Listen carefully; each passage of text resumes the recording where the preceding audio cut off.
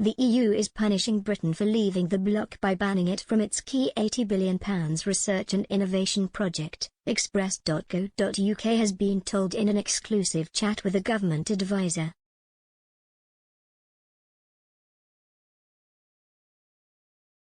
Britain was originally going to contribute £15 billion over 7 years so its scientists and institutions could access the EU's huge pool of funding and collaborate with European partners. But the UK has had its participation delayed, despite its association being a feature of the EU-UK Trade and Cooperation Agreement. Britain was told EU chiefs told it cannot rejoin the project until it resolves Brexit disputes including the Northern Ireland Protocol and the fishing licences row.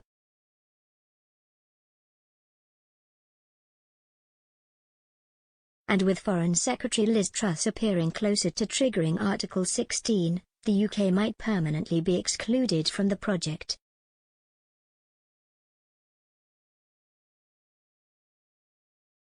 Ms. Truss said, "My priority is to protect peace and stability in Northern Ireland.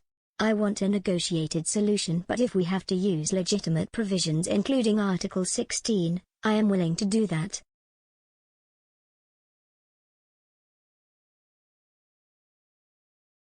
Matt Ridley, a Brexiteer and former Conservative peer, told Express.co.uk that the EU banned Britain to punish it for leaving the bloc.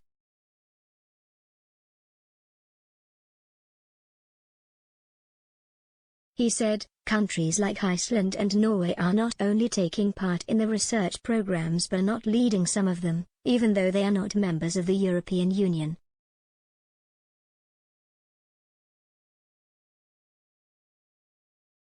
For the EU to deny Britain, probably the leading scientific country in most fields in the continent of Europe, the same kind of access countries like Georgia or Iceland have, does seem very odd.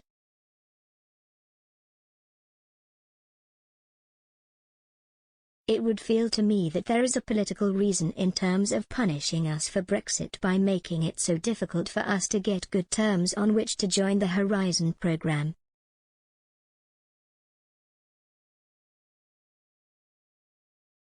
In fact, there are now 14 non-EU countries with associated member status to Horizon Europe.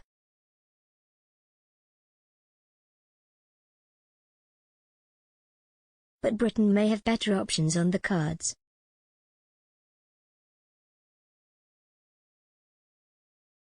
Mr. Ridley told Express.co.uk, "International collaboration is vital in science.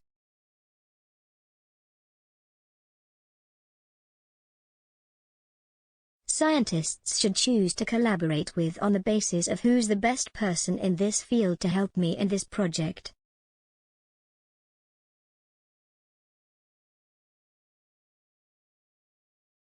The trouble with Horizon Europe money was that it said you must choose the best person within Europe.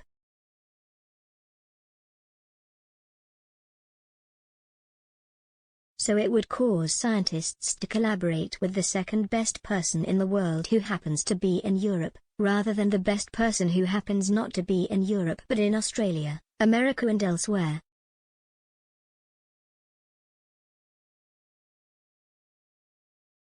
That to me is a pity. I think in Britain we should encourage international collaboration with scientists and should be encouraged to choose their collaborators based purely on merit rather than what country they are from.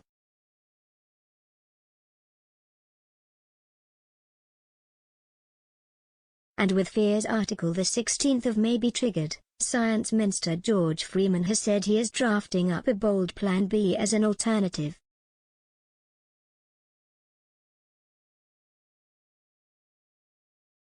And so far, it seems the backup plan is not far off from Mr. Ridley's suggestion.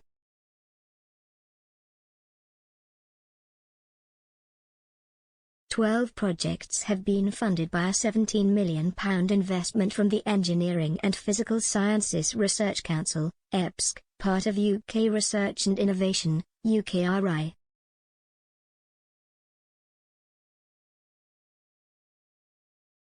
While this figure is dwarfed by the EU's £80 billion funding pool, scientists have said they were relieved by the news.